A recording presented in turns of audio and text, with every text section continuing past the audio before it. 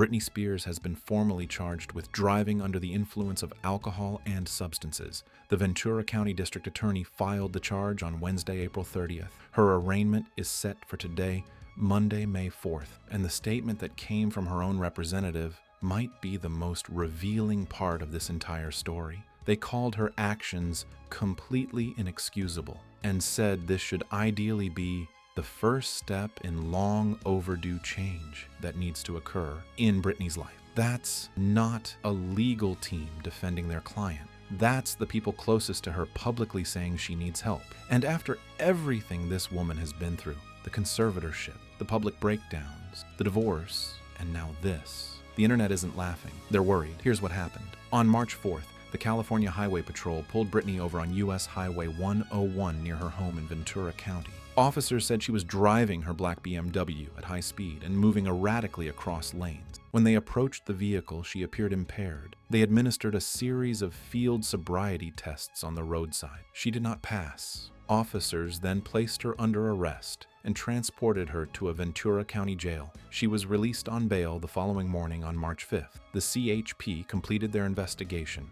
and handed it to prosecutors on March 23rd. Then, on April 30th, nearly 2 months after the arrest, the Ventura County DA officially filed a single misdemeanor count of driving under the combined influence of alcohol and at least one substance. The criminal complaint does not specify what kind of alcohol or substances were involved or in what amount. Britney's attorney has not publicly commented on the charge as of this morning. Now, here's what's happening in court today. Because this is a misdemeanor, Britney is not required to appear in person. Prosecutors said they plan to offer her what's called a wet reckless, which is a reduced plea deal. If she accepts, she would plead guilty to a lesser charge and receive 1 year of probation, credit for the time she already spent in jail overnight, a mandatory class, and state-required fines and fee. Prosecutors said this type of deal is standard for first-time offenders with no prior history, no crash, no injuries,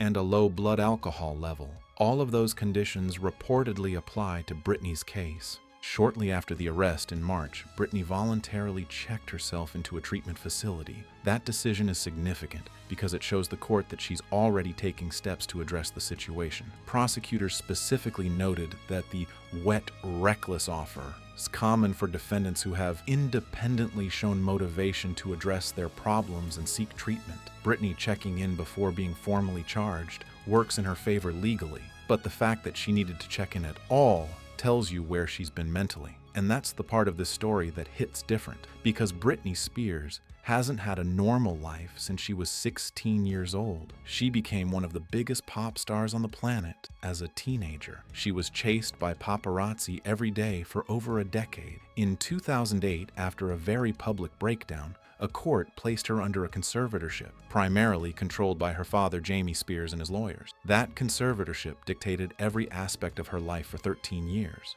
What she wore, where she went, what she ate, who she saw, how her money was spent. She wasn't allowed to drive her own car for most of it. She wasn't allowed to choose her own lawyer until the final stages. In November 2021, the conservatorship was finally dissolved. The world celebrated. The Free Britney movement won, and everyone assumed that freedom would mean healing. But since then, the picture has been complicated. She married Sam Asghari in June 2022. They divorced in May 2024. She released her memoir, The Woman in Me, which became a bestseller. But musically, she's been essentially retired. Her last full album dropped in 2016. She's released a few collaborative singles since, Hold Me Closer with Elton John and Matches, but nothing that suggested she was coming back to the industry in any real way. And now, at 44 years old, she's facing a charge that her own team isn't even trying to spin. They're not saying she's innocent. They're not saying it was a misunderstanding. They're saying it was inexcusable, and that long overdue change needs to happen. When the people paid to protect your image are publicly saying you need to change your life, that's not PR.